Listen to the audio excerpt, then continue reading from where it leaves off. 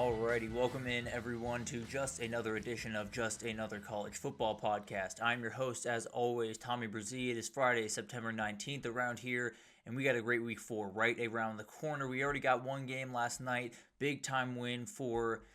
Now I'm blanking on the teams as I say it. Apologies for that. But we do have a very, very interesting thing. Oh, Rice got a win over Charlotte. Apologies to the Owls. But at the end of the day, let's get into a lot of different things we want to get into before we get into this week 4. I'll give some final thoughts on week 4, some injury updates, some just general things that I've been thinking about since I made my picks on Wednesday. Then we'll get into a little superlative talk. A number of really good games, some great under-the-radar games, a quarterback battle that's not the best of the weekend, but I think the most interesting of the weekend, and a number of other stuff there.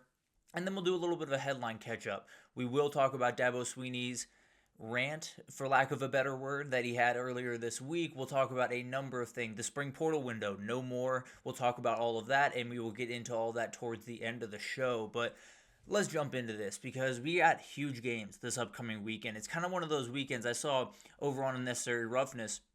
They were talking about it and they called it kind of the sneaky weekend because so many of these games are massive. They're absolutely massive for the CFP race, for different conference races, for maybe like the around 8 through 12 of the CFP. This week could decide a lot of that. You have a Texas Tech-Utah game, which is going to be really, really close, could put someone in the Big 10, Big 12 title, and as we all know, they don't get an automatic top 4 spot if they were to win that, so they're probably fitting somewhere around the 8-9 spot. Then you have Auburn, Oklahoma, a team that very much wants to get into this thing. Both have very tough schedules coming forward, but they could very well go 9-3 or 10-2 and fit into the 11 spot or the 10 spot. And then Michigan, Nebraska, same exact thing. Illinois, Indiana. Someone's got to be that 4th team in the Big Ten. Very well could be one of these teams. Very well could be a USC team that plays much later in the night. But let's go ahead and jump into this and let's talk about, first, let's go and get into the Texas Tech-Utah game. I think, to me, this is the most interesting game. This is the America's Conference, as I like to call it, as a lot of people like to call it at this point.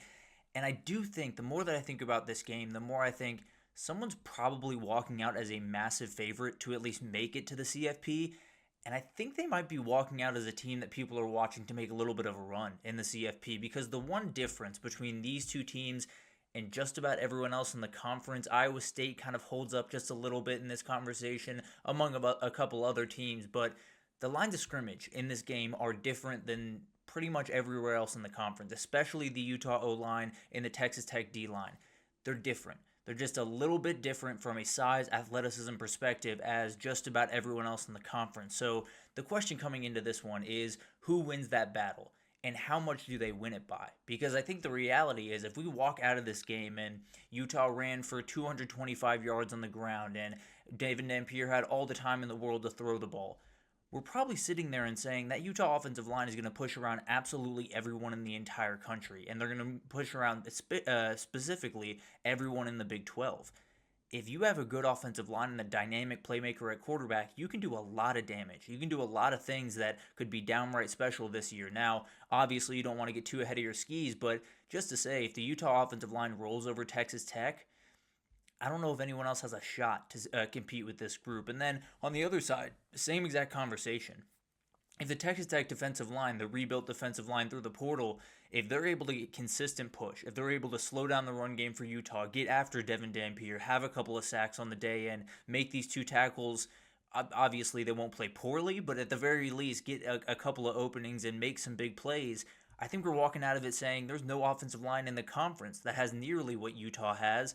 No one's going to be able to stop these guys coming off the edge, and that's a total difference maker when you talk about not only the Big 12, but what you could possibly do with the CFP berth. So this is a game that I think just has so much potential upside for both these teams. I think someone could very well leave as the on-odds favorite, not only to win the Big 12, but maybe one of the top 5 or 6 teams in the CFP championship race, because that's how good some of these units are on these two teams. If one team walks out there and just rolls, we're going to have a really interesting conversation on Monday. Now, I don't necessarily think one team is going to roll in this game. I think it'll be relatively evenly fought, but it's going to come down to a couple of things, and it's great line of scrimmage play, as we've talked about a lot leading up to this one.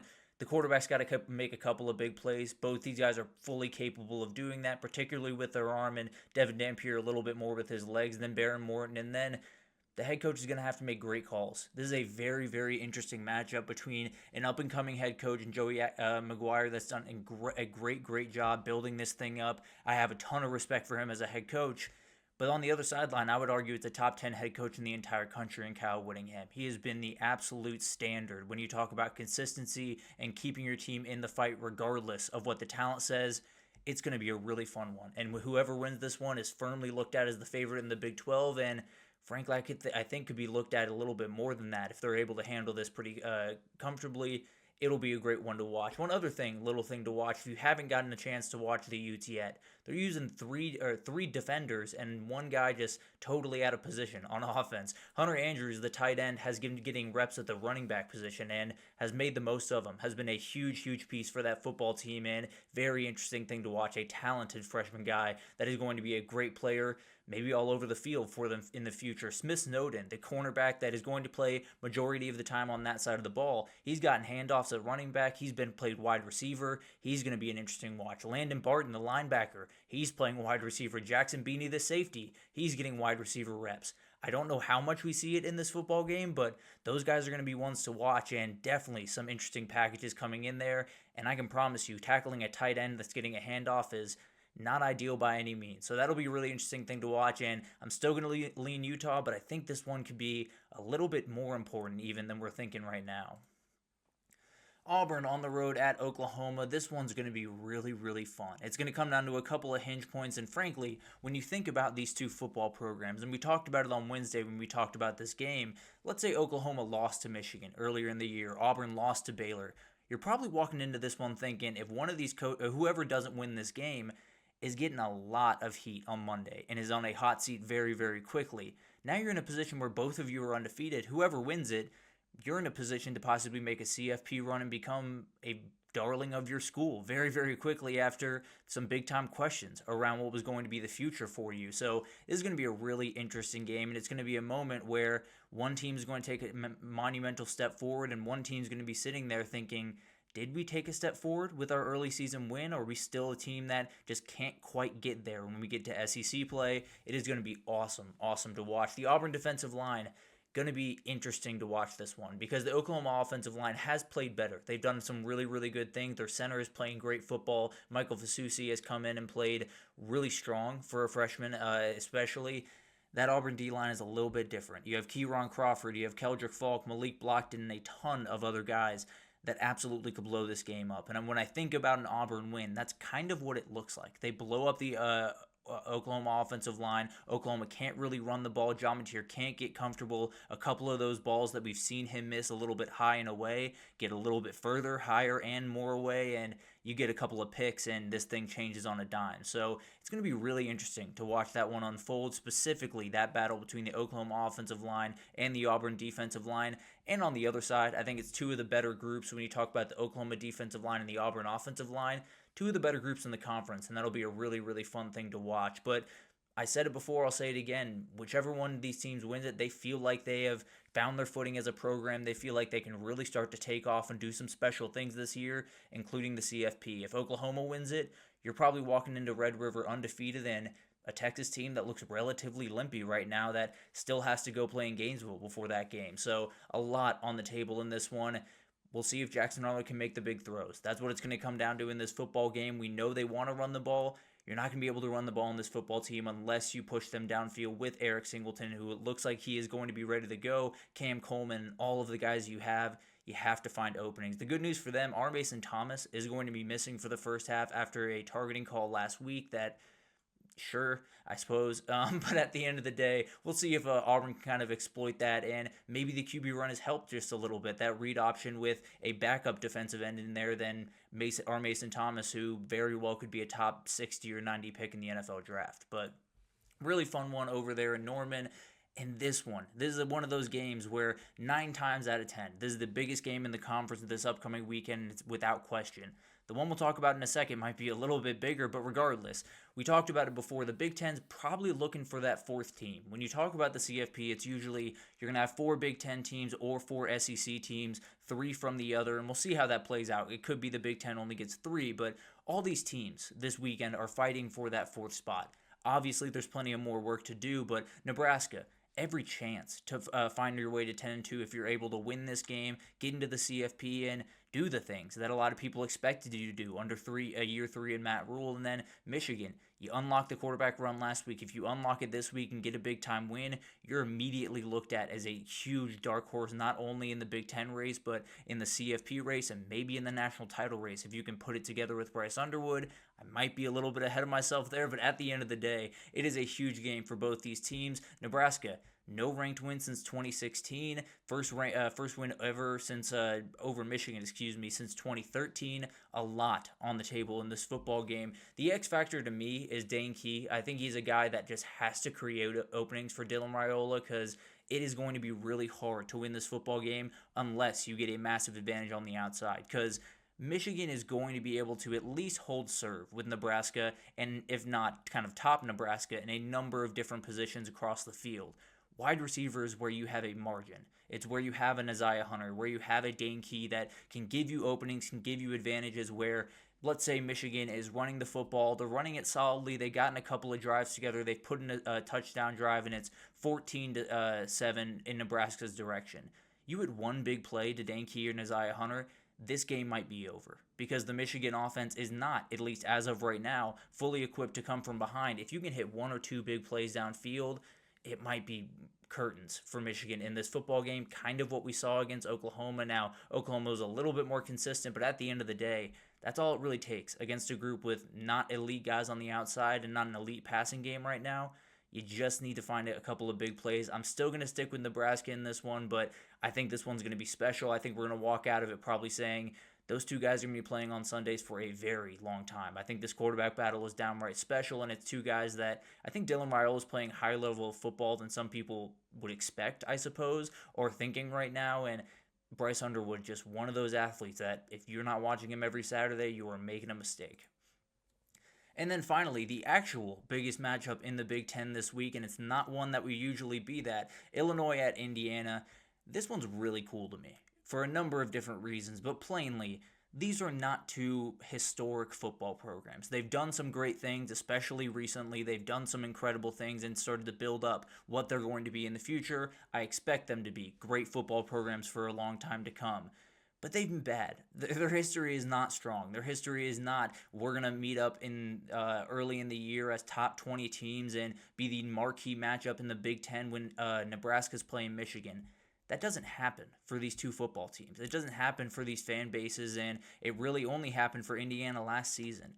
It is going to be a special moment. There's no two ways about that. I think it's going to be a really, really cool moment. You have Illinois coming in with maybe more expectations than the team that just came off the CFP appearance and is the favorite in the football game. Very, very weird dynamic around this one, but at the end of the day, I think this one's going to be really, really fun. Probably relatively slow at first, field position battle, and then you make a couple of big plays. And who is it? Is it Fernando Mendoza? Is it Luke Altmaier? A great quarterback matchup.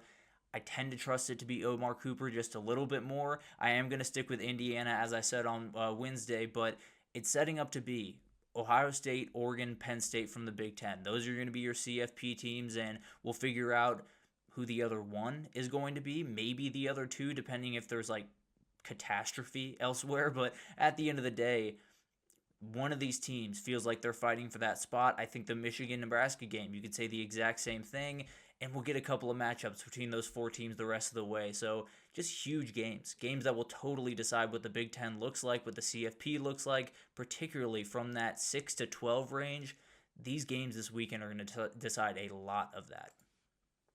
Some other random news, Lenora Sellers, it looks like he is going to be ready to go. He was questionable yesterday, but it sounds like he is going to be set to play. Probably not going to be 100%. If I had to imagine, I tend to believe he needs to be 100%, so I'm going to back up my idea that Missouri is going to win this football game. I think they're going to win it relatively comfortably, but the reality of the matter is when you have number 16 on the field, you have a shot to win every single football game you play. So that'll be really interesting to watch. We'll see how healthy he is and if he can kind of turn a corner after a relatively rough start to the season. Arch Manning, it's going to be a storyline until Arch puts it to bed, plain and simple. They get Sam Houston State this weekend, one of the worst pass defenses in the entire country. He's got to be confident. He's got to be comfortable. Everyone's talked about it. Everyone's got a million different theories. I know what I think. At the end of the day, a lot of this is in his head. A lot of this is getting caught up in the moment, getting caught up in the hype, and it totally makes sense because this is a crazy amount of hype for a kid that only started 2 games a year ago. But at the end of the day, he's just got to be able to execute and keep his mechanics in check, keep his mechanics the way that they were a year ago and have been at times this year, just a little bit more sparingly.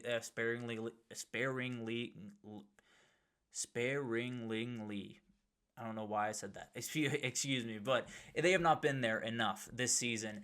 He's got to figure it out one way or the other. He just has to, and he's one of those guys that uniquely talented, uniquely physically talented. I think they're going to employ the run game a little bit more. If that guy starts playing with confidence, starts playing on time, and with reckless abandon, he is going to be the player that we saw a year ago, and this thing is going to slowly turn around for Texas. If he can't turn the corner this weekend, might be time to hit the panic button around there in Austin if you haven't already, I suppose. But over at Colorado, Caden Salter is taking back over at quarterback. I don't really get it. I understand that Caden Salter is probably the best quarterback on the team right now, and I understand that you only have 2 losses. You haven't gotten into conference play yet. You don't want to throw in the towel early. I guess you did lose to Houston, so you're 0-1 in conference, but you're still in the conference race, no doubt about it. I get wanting to play the quote-unquote best quarterback. I think you got to play Julian Lewis. He's the guy that is going to take over in 26 and hopefully 27 and be the guy that really takes you from a program that popped up a little bit with an elite quarterback and elite talent on the outside and then kind of faded away to a program that just had a little bit of a blip after you lose 2 elite players in Shedeur Sanders and Travis Hunter, and then you get a Julian Lewis and everything starts to go back upwards. I tend to believe that move is going to be made at some point this season. I don't think Colorado is going to win enough games to make it worth keeping a Caden Salter in there over a Julian Lewis, but at the end of the day, I just tend to believe it probably should have made the decision already. And then finally, just some final thoughts on Miami, Florida. It was an interesting thing that Brooks Austin over on the Film Guy Network, if you are not subscribed over there, please do. It is a absolutely incredible thing that has taught me a ton about football in the short time I've been watching. But at the end of the day, if Florida loses and Billy Napier is fired on Sunday, these players can leave and take a red shirt. They still have that opening. They've only played 4 games. That is the opening that you have. It's not to say that they're not going to fight. I fully believe that this team has heart. I fully believe that this team actually does care about Billy Napier and wants to do right by him. The problem is, if you get punched in the mouth, if Florida walks out there and they're on defense the first time around and Miami just marches down the field. They run the ball 5 times, they pass the ball 5 times, they go 75 yards in 6 minutes, and this game is 7-0 before you can blink. I can't promise that team's not going to just kind of mail it in. And I hate to say it because it's not something that those kids put their life into this, and they deserve all the respect in the world, and I believe that they're going to fight as much as they possibly can. At a certain point, the boulder just gets too heavy. It just gets too much. There's too much mental pressure. There's too much frustration, and it just kind of bubbles over and you lose that team. I hope it doesn't happen this weekend. I hope they fight to the final whistle, although I don't think it's going to be all that pretty for them. I hope they fight, and I hope a lot of them stay at Florida because I think they deserve to see what it looks like after Billy Napier and see this thing through. But at the end of the day, there's some interesting times in college football that leave some interesting decisions on the table for these young kids. So a lot of things to figure out. There's no doubt about that, and we will definitely talk about it on Sunday. Maybe they can shock the world and get a big-time win. One other quick note, Trinidad Chambliss is going to be the starter for Ole Miss versus Tulane. I tend to believe that is the right call now. Could it help Tulane just a little bit knowing it's Trinidad Chambliss as opposed to Arkansas just trying their best against a quarterback they did not know was going to be playing that afternoon. So it'll be interesting to watch all of this unfold. I think it's just one of those weekends where I feel like we're going to look back on this one as fondly as just about and as importantly as just about any one this year. The one next week is loaded to the gills. There's no doubt about that. Marquee matchups left and right.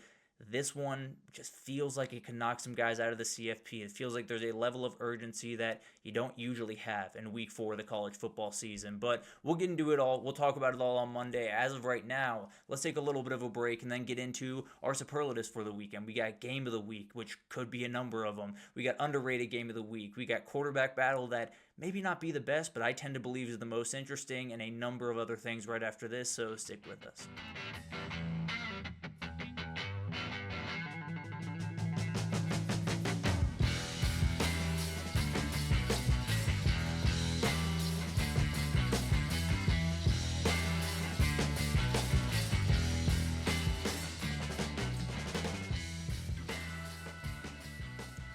Alrighty, welcome back everyone. We just talked about all of the big time matchup, just gave some final thoughts there, some different injury news, some different things that you're going to want to be on the eye out for, but at the end of the day, it's a really fun weekend and a number of things that could happen that could totally impact the CFP race at the very end of the year. But we got some superlatives to talk about. We got game of the week, underrated game of the week, quarterback battle of the week, the team that will impress the most, and a number of other things right now. So let's go ahead and jump into this. The game of the week to me, very, very tough. I think there's 4, maybe even 5 different games that you could pick for this.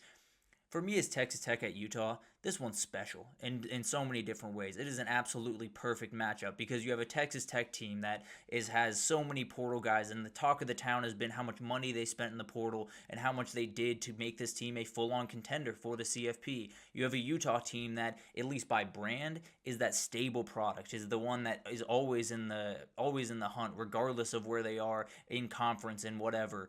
And they have this new exciting quarterback, this new exciting OC on both sides of the ball, new exciting OCs. It is such a fun matchup. And it's one of those that I think someone could prove themselves not only as a Big 12 contender, but as a title contender. As we talked about earlier, if one of these lines of scrimmage, particularly if the Utah offensive line or the Texas Tech defensive line just dominate this game, I think we're looking at that team as one that could possibly make a title run. Obviously, plenty of work to do. Obviously, you're going to have to go up against really good defensive lines outside of Texas Tech going forward if you're Utah. But at the end of the day, this one's going to be awesome. All the focus will be on Big 12 football for kind of the first time this year, at least to an aggressive extent. Cannot wait for it. It is a 10 a.m. kick around there in Utah, so hopefully people can get up early and get festivities going just enough. But at the end of the day, it's going to be an incredible matchup. Barry Morton's playing incredible football. Devin Dampier's playing incredible football. I tend to believe one of them's probably leaving this as kind of a dark horse or interesting Heisman contender going forward. And you have a team that can do something really, really special, and it's going to be a huge narrative talking point the rest of the way. I do think someone leaves here as the on-odds favorite by a margin in the Big 12 going forward, and I think everyone else is just kind of looking up at this team, trying to take them down the rest of the year. Who it's going to be, who knows? I'm leaning Utah, but not by much if I'm being totally honest. My underrated game of the week is NC State at Duke. This is one of those matchups that kind of lost a little bit of its luster because of Duke's loss to Tulane a week ago. Totally makes sense. Duke is 1-2 as of right now. They've lost 2 in a row. They could lose 3 straight if they lose this game to NC State. For NC State, you can move to 4-0 and have some really good momentum moving forward. You struggled with the Old Dominion team earlier in the year, and you look back, not a terrible Old Dominion team. At the very least, they can roll over Virginia Tech. So you're in a position where it's a tough schedule ahead. There's no doubt about that. You got a Notre Dame game, but you can get to that game undefeated. And then who knows? Maybe you find a couple of openings. CJ Bailey plays some really good football, and some people, including myself, were just a year too early on the Wolfpack. But this is a really fun quarterback matchup. CJ Bailey playing really high-level football, probably the best football of his life as of right now. And then Darian Mensa, the team's not playing all that well. That dude's doing just about everything you can ask him to do. Now, a couple of mistakes here and there, especially in that Illinois game, kind of lost himself late in that one trying to force the ball. But at the end of the day, very talented quarterback. 2 very different quarterbacks in a lot of ways. Darian Mensa, a little bit more of that pocket passer. CJ Bailey more than comfortable in the pocket, no doubt about it. But when you have 6'6" ability and that athleticism, you're probably going to get out and run a couple of times, and he does it about as well as any quarterback in the country. So I think this is going to be one of those games that could mean a whole lot of nothing at the end of the day, if I'm being totally honest. These could be 2 teams that don't really factor in at all. Duke could win this game by 14, and we're thinking, okay, so NC State was able to just kind of skate by the first couple of weeks, and that was that. Or NC State wins, and we're looking at an interesting contender, and maybe Duke is able to win and then totally rebound their entire season. All of this is totally up in the air, but at the end of the day, when you give me Darian Mensa against CJ Bailey, I'm going to watch and I'm going to be very much entertained. Stick with me here. This is not the best quarterback matchup. I understand that's what it says up top. This is not the best quarterback matchup of the weekend. It's just the most interesting, if I'm being totally honest. DJ Lagway against Carson Beck is the most interesting thing I've ever seen. And it happened a season ago. Early in that game, DJ Lagway did have to leave that game after an incredible ball to Aiden Mizell. But at the end of the day, this is going to be so weird, and I don't know what to expect really from both these quarterbacks. Now feel a little bit more confident in what to expect from Carson Beck for obvious reasons. But at the end of the day, DJ Lagway is a unique talent. He has all the ability in the world to throw the football all over the place. Now, if he can keep his eyes straight, if he can make sure that he's not thrown right into coverage and not leading defenders into pick sixes, we need that to happen. Of course, we need that to happen. But at the end of the day, if he can find a groove early, if they can get this guy going, he can do special things. I've seen him do special things against LSU, against Ole Miss a year ago. It wasn't perfect, but he found a way to make enough plays in those football games. Carson Beck on the other side has been as steady as you could possibly hope through a couple of games. I don't expect that to change a ton. That being said, he did throw 2 picks against Florida a year ago when he was at Georgia, and maybe it's just one of those games where he kind of regresses just a little bit. I think everyone is looking at Carson Beck, and he's playing great football. He's doing everything he's supposed to be doing. Last year, there were a couple of games where it just totally fell off a cliff, and that was far from just his fault. Want to make that very, very clear. There were a number of picks that were receivers or offensive linemen or a number of wrong things with that Georgia offense a year ago. But at the end of the day, these two quarterbacks have a little bit of a history of being volatile. I tend to believe Carson Beck's going to win that battle, but if both these quarterbacks play A-plus football, we could have a back-and-forth, really, really fun track meet. If both these guys play C- or D football, we could have a very interesting, very turnover-prone, all-over-the-place football game. So it's not the best matchup. I want to make that very, very clear. This is not the best quarterback matchup of the weekend. That would go to a Fernando Mendoza, Luke Altmaier, or possibly maybe a Bryce Underwood, Dylan Raiola, depending on how you think about that, or maybe a Baron Morton, Devin Dampier. That's probably where I'd end up going if I'm honest. But at the end of the day, that one's just way too interesting to not at least highlight that one before we go into the weekend. But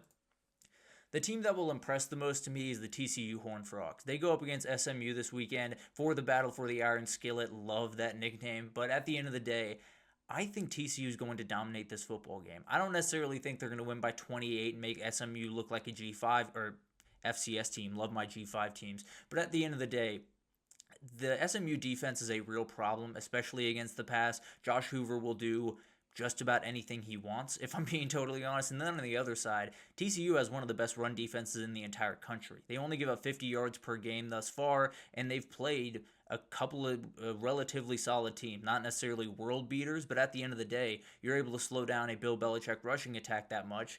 You're doing something right at the end of it all. So I do think they're going to be able to stop the SMU run game just enough, and then I don't think there's enough openings on the back end of this defense. I think TCU kind of rolls in this one, wins by about 14-17, and they're the team that everyone looks at right with Utah and Texas Tech at the end of it. You know, you have Utah win that game, and then TCU kind of puts on a show, and you're thinking, okay, TCU, Utah, and then an Iowa State, Texas Tech right after that. But it really is a huge game for them, and I think they could do as much for themselves, at least in the national perspective, as a Utah or a Texas Tech could if they're able to roll over SMU this weekend.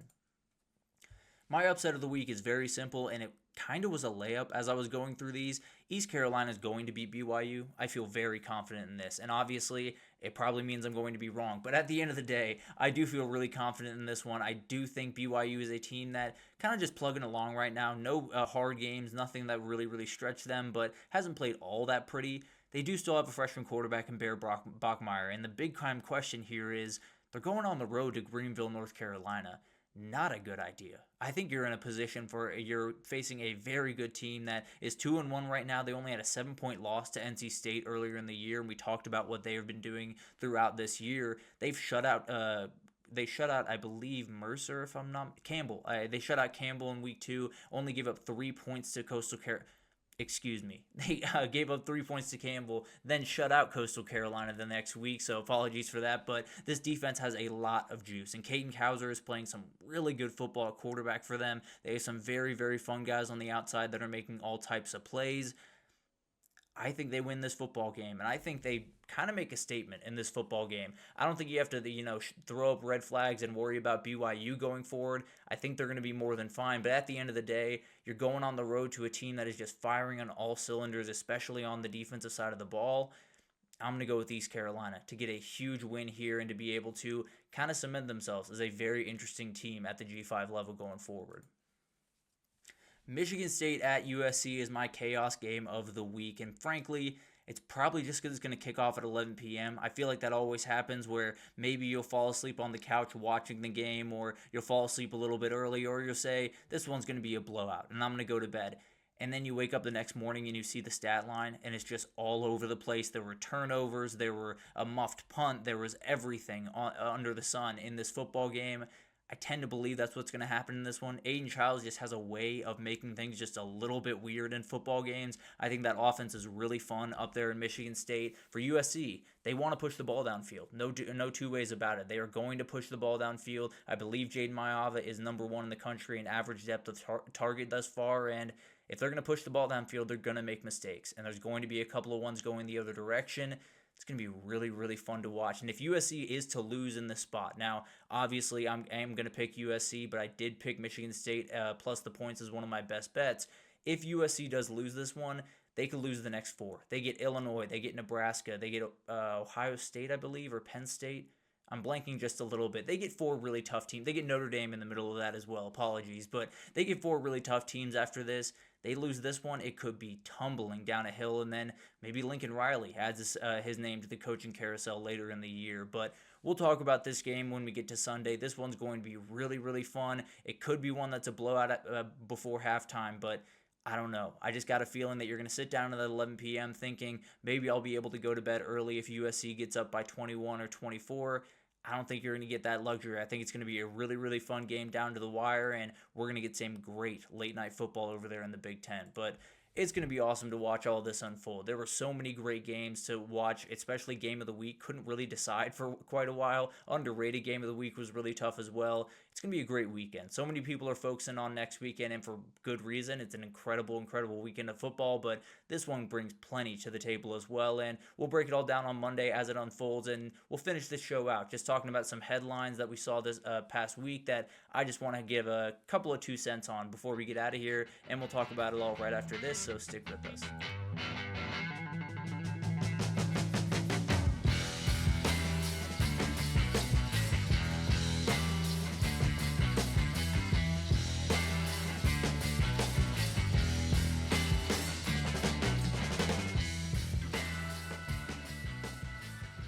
Alrighty, welcome back everyone. We just talked about some big time things, some superlatives for this upcoming weekend. We got Game of the Week, underrated Game of the Week, quarterback battle, which not the best quarterback battle, but definitely the most interesting going on down there in Coral Gables as far as I'm concerned. But let's go ahead and get into the headline catch up. A number of things happened this weekend. We're so focused on the games around here that didn't have a chance to quite talk about them, and a couple of really big news that we'll talk about here in a second.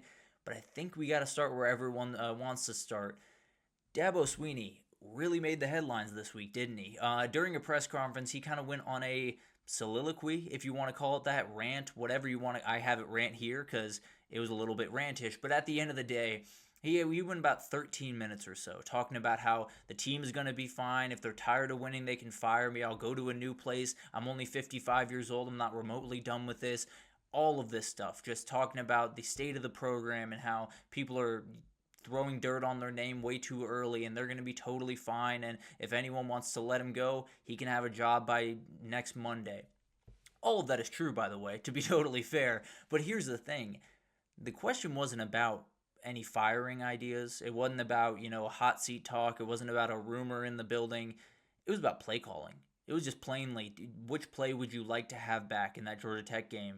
And he just went. I think he came into that one just a little bit mad at something he saw maybe online or maybe he heard over the airwaves, whatever, and he wanted to get that off his chest. And he kind of just fitted in wherever he could find it. So it was a very weird situation. There's no doubt about that. He took a lot of different perspectives in that moment and went on a very, very long rant. There's no two ways about that. But at the end of the day, his position is very, very simple.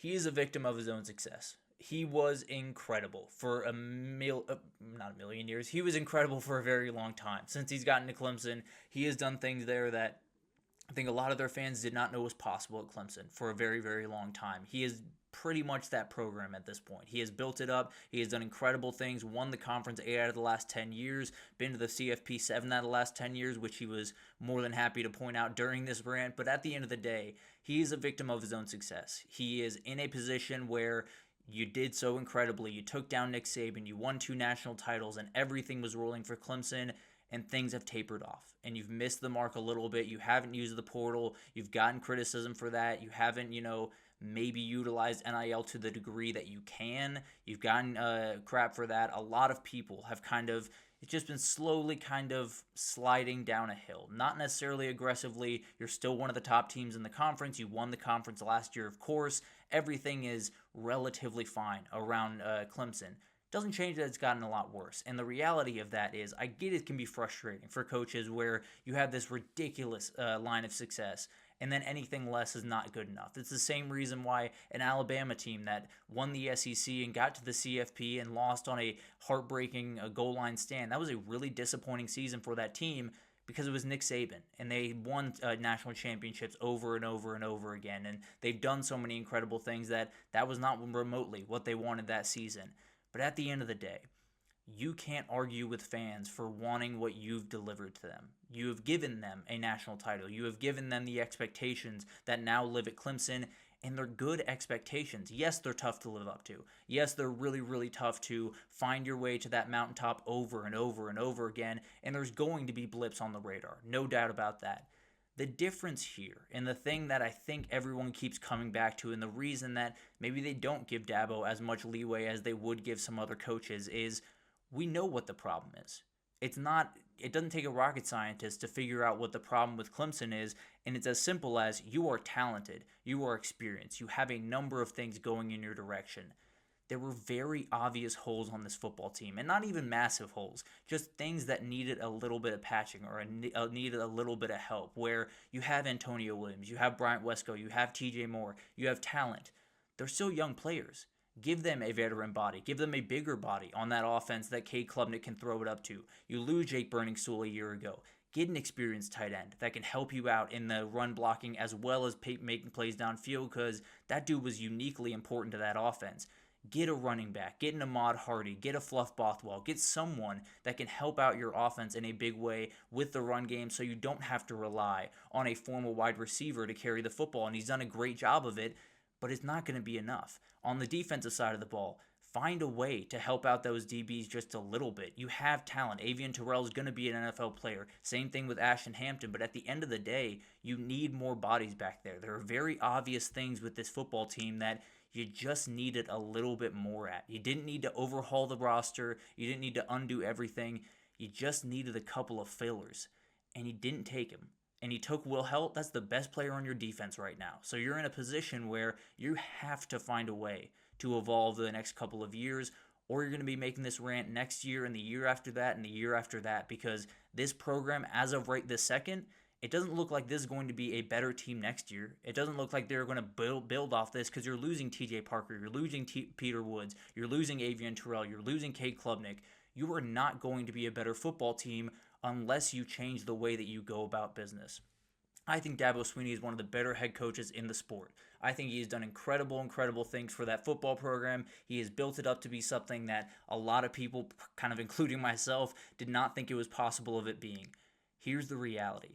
You either live up to the expectations that you have built up at that program, or you go find some place that's willing to do it your way, which I don't think you're going to find all that well. Now, maybe a school can force him to get into the portal, but if that's the truth, I can't imagine that Clemson has not been trying to get him to do that for the past 3 years.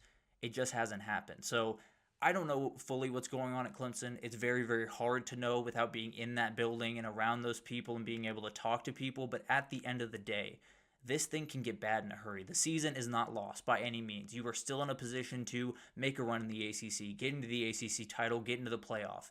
As of right now, it's looking very, very bad, and it could get bad in a hurry. And then at the end of the year, you still have Dabo Swinney as your head coach. He is not getting fired. He is not going anywhere. No one is letting Dabo Swinney go from Clemson, because that's a death sentence for that person's job. But at the end of the day, it could get very toxic over this offseason, and then at that point, Dabo Swinney's had a lot of crap from Clemson fans, some warranted, some not.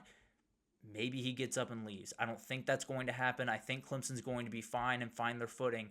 Doesn't change that if that program doesn't change the way they go about roster building, they're always going to be this team that's just scratching and clawing to get up to the top and can't quite find their way through. So I understand some of it from Dabo Swinney. I very much don't understand some of it. The reality of the matter is you created the expectations. You can't be mad when people expect you to coach like Dabo Swinney has coached.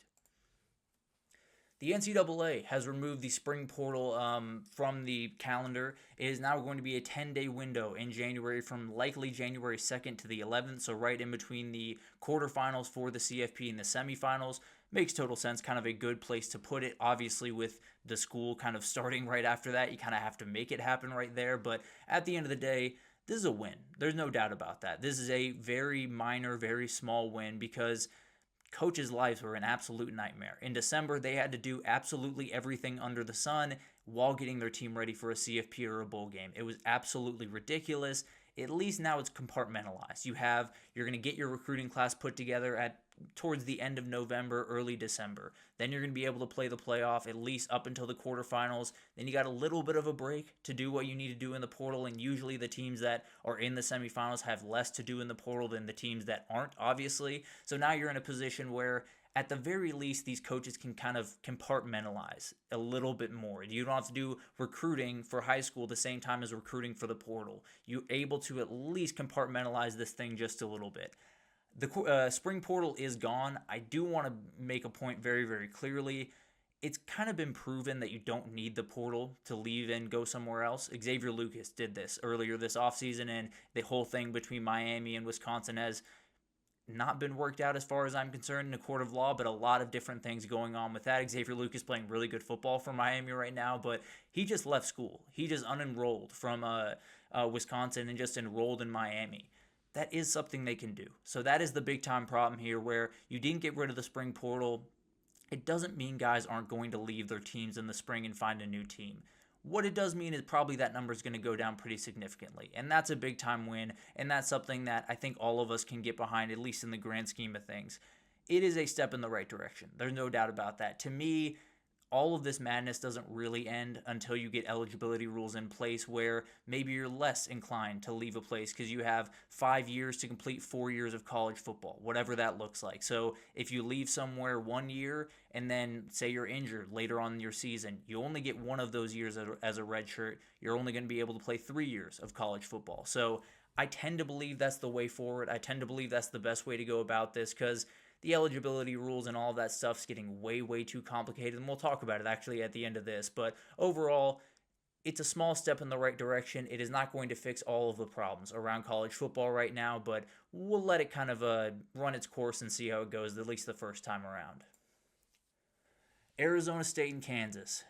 What are we doing? And it's not necessarily their fault. I want to make that very clear. The Big 12 is probably doing this, and I totally understand, but it sounds like we're going to be setting up a quote-unquote Union Jack series over in London at Wembley Stadium, a very, very prestigious, incredible stadium over there in London. I hate it. I hate it a lot. I hate it with just about every fiber of my being. Here's the thing. I think both these teams and coaches don't like it. I think the Big 12 came to them and they said, we're going to be able to make X amount of money by doing this, which is all well and good, do your thing, and we need you guys to play this game over there. I don't think there was much of a decision on the Arizona State or Kansas side. I don't think it's a terrible, terrible thing for them to do, but at the end of the day, this thing's being played on September 19th. In week 3 of the college football season, they're playing this thing. So that means a couple of different options from that. They can play week 1, have a bye week in week 2, play week 3, have a bye week in week 4. So you have 2 bye weeks, and then you play 10 straight games the rest of the year over 10 weeks. That's ridiculous in a number of different ways. You could play week 1, get a bye week 2, play week 3 in London, and then play week 4 like normal. That's crazy. The amount of travel those guys would have to endure and find their way back is just ridiculous. They shouldn't have to do that. The other alternative is you don't take a bye week the week before and you fly out essentially right after the game on Saturday to get over to London. That's ridiculous. You're putting these guys in a terrible, terrible position to not even give the best product of college football to people overseas that you want to expand the sport to. The reality of the matter is 90% of those stands are going to be filled by ASU and Kansas grads that are from America that had to fly over, spend way more money than they had to go to a less good environment. That's what you're creating, and it's a ridiculous, ridiculous thing. You are not giving these people the product that they want, both on the football field and off of it. This is not what college football is. What college football is, whenever you talk to anyone that loves college football and thinks it's the greatest thing in the world, they talk about stuff that's outside of the stadium. They talk about the tailgating. They talk about the traditions. They talk about the pageantry. They talk about the moments where the fans run onto the field and everyone goes crazy. Those don't happen overseas. None of that can happen overseas. Tailgating can happen, not like you would get at a place like Tempe or even in Lawrence or in Oxford, Mississippi or in Athens, Georgia. There's a way to make this thing a global sport. And the way to do it really is to encourage people that are coming from other countries to go to college football games on campus, because that's what college football is. You are watering down a sport that already, in some respects, is watered down comparative to the NFL. Now, I love college football far more than the NFL, but the reality of the matter is, London people have seen what the NFL looks like. You're going to show them a watered down product in a worse environment, in a place where 90% of the people would have been there anyway and been in a better environment in the United States. It doesn't make sense. You're not doing the thing that you think you're doing, and you're using money, or you're getting money, and you're losing your fans. The point of this game is to cater to the fans as best you can. The Big 12 has done a great job with that. They're doing WWE in the Friday night before big-time games next year. That's great for the fans. That's great for those communities. That's great for all of those moments. And then you do this, and it's not for the fans. It's actually very, very harmful to the fans and the players and the coaches to have to logistically figure out how they're going to play a game 8-10 hours away on a plane in week 3 of the college football season. It doesn't make sense. It never made sense. I don't get it. I don't care if it's week 0 or week 12. Why are we playing games overseas? It doesn't make sense. There's a way to globalize the sport without you playing games in other countries and having lackluster, lame environments that no one really cares about. Find a way to do this better. Find a way to get other fans involved. If you have to, get fans to come on over, get a plane to bring fans over and give them a experience at Clemson, South Carolina, or at Baton Rouge, Louisiana. That's the moment. That's how you get this thing globalized, because that's when people really fall in love with what makes the sport special. A lot of that doesn't follow you over the sea. The Florida running back coach, Jabbar Jalouk, has been suspended for 3 games after an altercation in the Miami game. Yeah, this one was fair. There's no doubt about that. Frankly, I think there could be an argument that he should have gotten something more punishable. But at the end of the day, I think 3 games is totally fine. Made a massive mistake. I'll leave it at that. I just think it's one of those things that if you saw the video, I think 3 games is... I think he's okay with 3 games. In the grand scheme of things, I think he understands he made a mistake, and right now Florida did not need bad press. This did not help by any means. But at the end of the day, he'll be back after 3 games, and we'll see what Florida looks like when he comes back.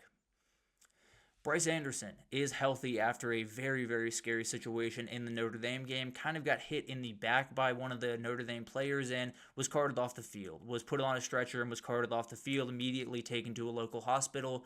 He sounds like he is healthy. He's healthy and kind of back on the road to recovery. What that looks like, how long he'll be out, is entirely up in the air right now. It's obviously a very, very scary injury, a very interesting, or a very hard to fully diagnose injury until you start getting into recovery and figuring out how it feels and all of that different stuff. Plenty of work ahead for Bryce Anderson, but a uniquely talented kid, and a kid that absolutely deserves to be on the football field for what could be a very special year for the Aggies. So really hoping he gets back on the football field very soon. Uniquely talented, a guy that absolutely will play on Sundays.